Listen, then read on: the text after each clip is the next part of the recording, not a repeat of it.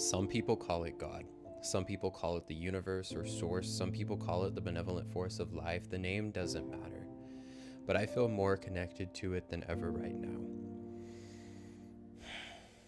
In times of deep grief, sadness, and confusion, I feel the most connected to the divine. I'm not exactly sure why. I think it's because it always shows itself in the most mysterious and miraculous ways. When we feel this grief in our hearts, it's an invitation to lean into it. When we feel sadness and confusion, we must lean into it. It's moments like this where our hearts are open right to the core, broken, shattered, heavy, and open. And it's painful to bear. It's hard to hold on to. But when the heart is open like this, it means that we are most connected to love, to beauty, to God, to source, to the universe, to the benevolence of life. And right now we feel the openness, the vulnerability, the fear, the grief, the confusion, the sadness, the anger, the rage, the pain, the hopelessness, the anxiety, the trauma, the doubt, the pain. We feel the totality of this experience. We can't run away from it. This is reality. And these deeply uncomfortable emotions the collective is feeling are meant to be felt and held with grace. It's these emotions that transmute some of the most powerful, lasting, and beautiful change. Life runs in cycles, and in those cycles are infinitely many deaths.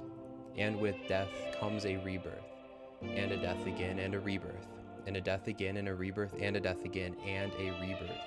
This is reality.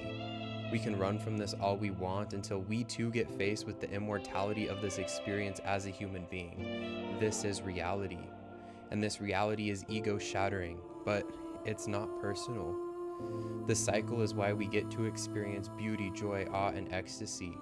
And this cycle is also why right now we are feeling grief, sadness, and confusion. This is life. This is how we came to be. And so don't be confused. This is not the end. This is the beginning. And new beginnings, while unknown and unpredictable, give way for some of the most surprising and profound miracles. Miracles that our human brains simply just do not have the capacity to comprehend.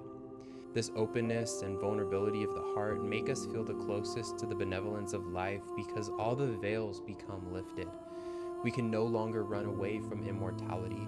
We are faced with the cold and raw reality of the totality of our experience. Lean into it. Because when we face this reality, and most importantly, when we accept this reality with an understanding of the cycles of life and the inevitable transformation of all things, we can see the beauty again. And when we can see the beauty, we can experience love. And when we experience love, we can create the reality that supports the greatest good of all. And I will forever believe that this reality is entirely possible. No matter how many cycles of death and rebirth we must go through, it's possible. And I hold that gnosis deep in my heart. And deep in my heart, I feel connected to the benevolence of life. In my heart, I know that while it might not be okay right now, it will all be okay soon.